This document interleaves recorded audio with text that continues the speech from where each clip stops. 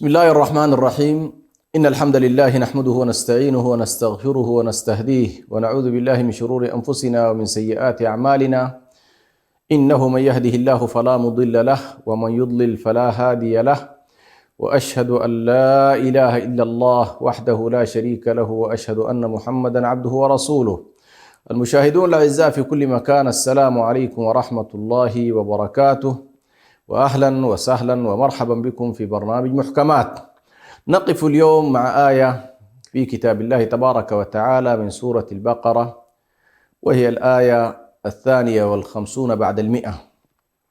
يقول الله سبحانه وتعالى: أعوذ بالله من الشيطان الرجيم: فاذكروني أذكركم واشكروا لي ولا تكفرون. تتناول هذه الآية مفهوم عظيم جدا، وهو مفهوم الذكر. والذكر هو ضد النسيان وضد الغفلة وضد الشرود. الإنسان عندما يكون ذاكرا معنى أنه مستحضر، وأنه حافظ، وأنه ليس في غفلة من أمره. وقد أمر الله تبارك وتعالى بالذكر في كتابه في مواضع عديدة جدا، أمرا بالذكر وثناء على الذاكرين وتحديدا لثواب الذاكرين وما ينتج عن الذكر من عواقب طيبة ومحمودة. ولذلك الله سبحانه وتعالى في هذه الآية يقول: فاذكروني أذكركم. والإنسان فطره الله تبارك وتعالى على أن يكون عالم بربه في الأصل، لأن الله سبحانه وتعالى لما خلق هذا الإنسان جبله وفطره على معرفة ربه. ولكن ما تأتي على هذا الإنسان من شواغل ومن عوامل تربوية وعوامل بيئية وأصدقاء وأصحاب ووالدين وأسرة والمجتمع الذي هو فيه، يحصل له نوع من الابتعاد عن ذكر ربه، عن ذكر الله تبارك وتعالى.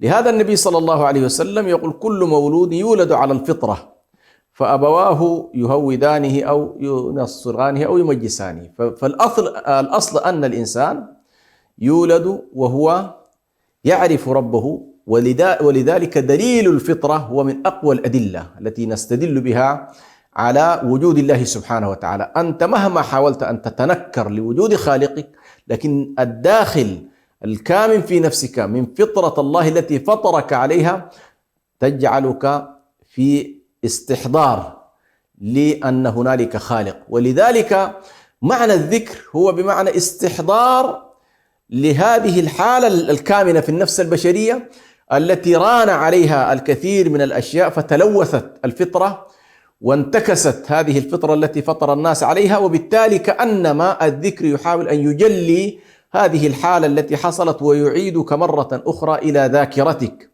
يعيدك مرة أخرى من حالة النسيان إلى حالة الذكر. ولذلك الله سبحانه وتعالى هنا يقول: فاذكروني. والذكر قلنا ضد النسيان، وفي نفس الوقت هو أنك تستحضر معية الله سبحانه وتعالى، تستحضر عظمة الله سبحانه وتعالى، تستحضر أن الله عز وجل هو الذي خلقك إلى غير ذلك من الأشياء، فأنت تذكر الله تبارك وتعالى ولا تغفل عنه. فالغفلة تخالف أو هي نقيض الذكر.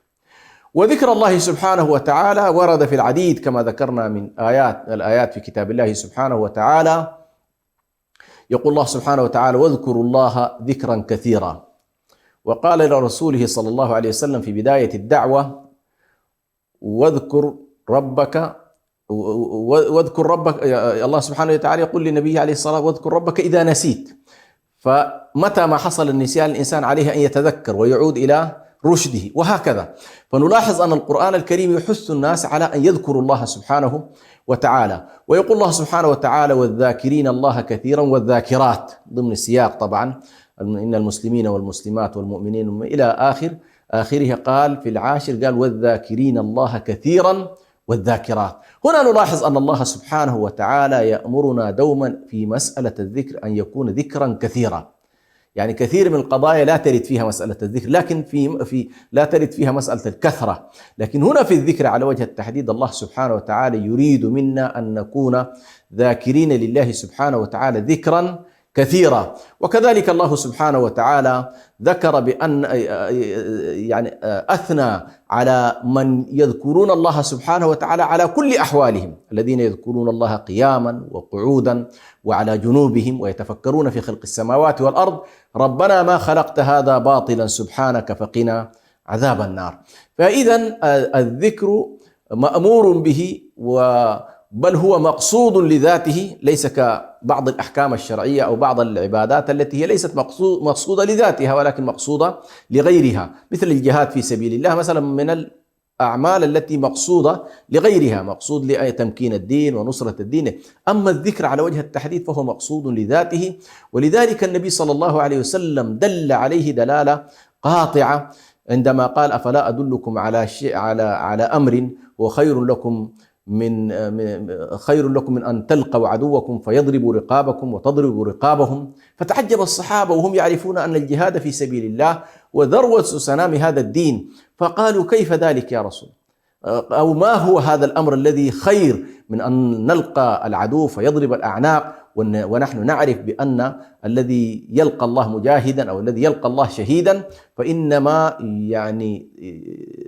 كل سيئاته تزول مع أول قطرة دم. ولكن النبي صلى الله عليه وسلم أراد أن يدلهم على المعنى المقصود لذاته، قال ذكر الله. فذكر الله سبحانه وتعالى مقصود لذاته، بل هو خير من كل الأعمال التي يمكن، يعني كل أعمالنا المقصود والمراد منها أن نكون ذاكرين لله سبحانه وتعالى ولسنا في غفلة عنه. وبالنسبة للذكر من حيث الأقسام يقسمه العلماء إلى ثلاثة أقسام. فهنالك ذكر يتعلق باللسان، وهنالك ذكر يتعلق بالقلب، وهنالك ذكر يتعلق بالجوارح. فنلاحظ الأذكار كلها لا تكاد تخرج عن هذين الأمرين. ولكن قبل أن ندخل إلى الأقسام الثلاث نلاحظ أن الذكر في مجمله معناه المعنى الكلي له في كتاب الله سبحانه وتعالى نلاحظ أنه يرد في سياقين. السياق الأول أن كل الطاعات ترد في معنى الذكر، كل الطاعات والأوامر والواجبات تندرج في الذكر، وكل المنهيات التي نهى الله عنها تركها كذلك يرد معنا في الذكر. وهنا نلاحظ ربما هذا المعنى الذي يريده الله في هذه الآية، فاذكروني أذكركم، أي طاعة الله سبحانه وتعالى في كل ما أمر به، واجتناب كل ما نهى الله تبارك وتعالى عنه يدخل في ذكره.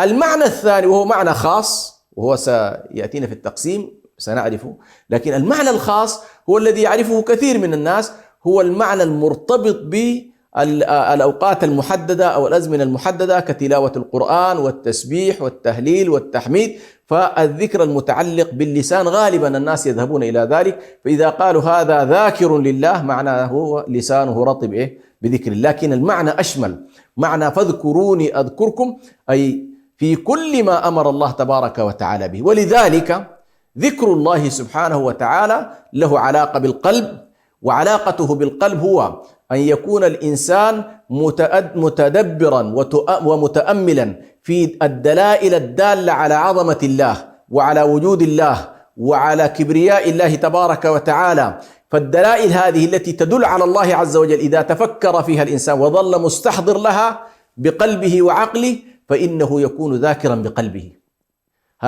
هذا المعنى الأول. وكذلك من أنواع الذكر القلبي التفكر في آيات الله تبارك وتعالى واستحضار معانيها وتدبرها، كذلك أيضا يدخل في ذكر القلب.